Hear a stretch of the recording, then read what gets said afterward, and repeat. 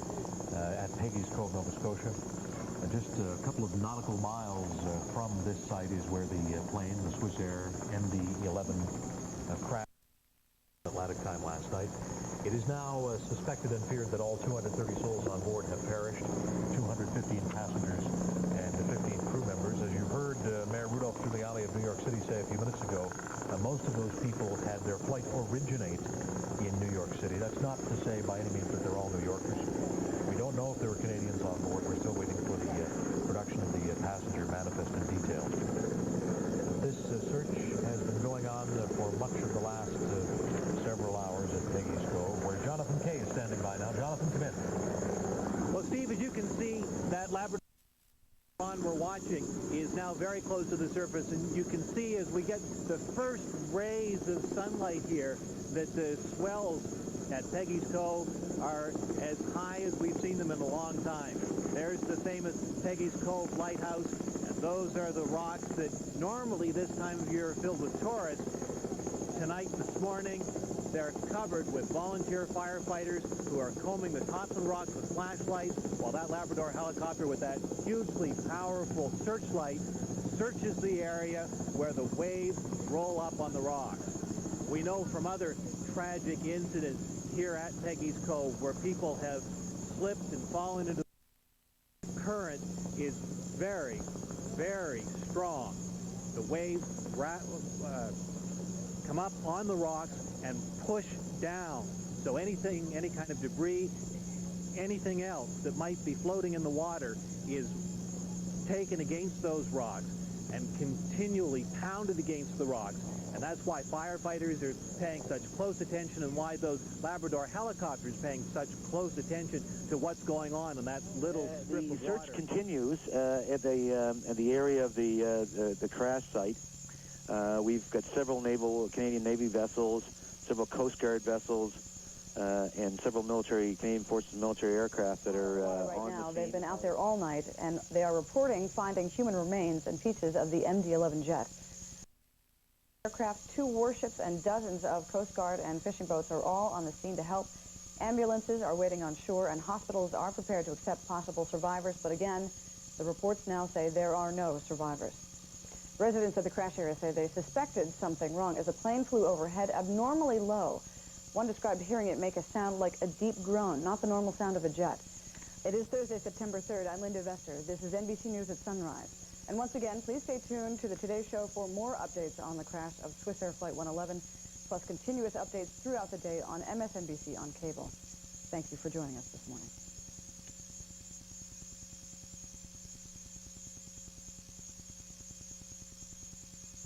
Mayor of New York also spoke to us.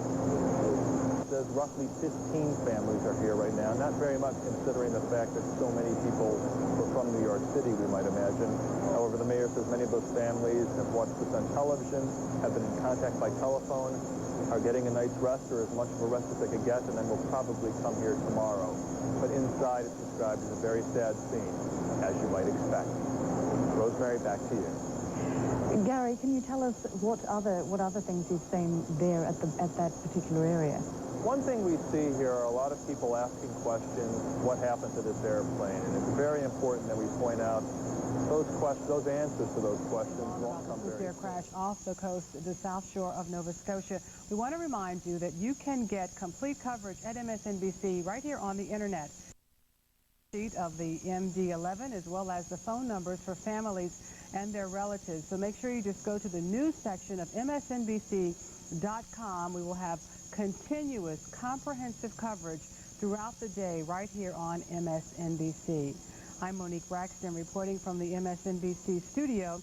We will continue our coverage of this major breaking story. A Swissair and Delta Flight 111 crashed about 10 p.m. last night Eastern Time off the south shore of Nova Scotia. There, and in an area called Peggy's Cove, numerous people have pitched in to help recover bodies, whatever manner that they can. Right now we have confirmed 16 victims on the HMCS Preserver and 2 victims ashore. So we now have confirmed 18 casualties. Now, the ship that you mentioned, it will be staying out at sea for some point as sort of a rendezvous point for those vessels which have been collecting debris and those who have perished. Is that right? Is HMC a preserver, has a medical facility on board with doctors? You've been helping us so much throughout the night and morning.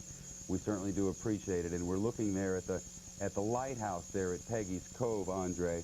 And my understanding of this area is that the search and recovery area is about 7 miles offshore there. Is that right?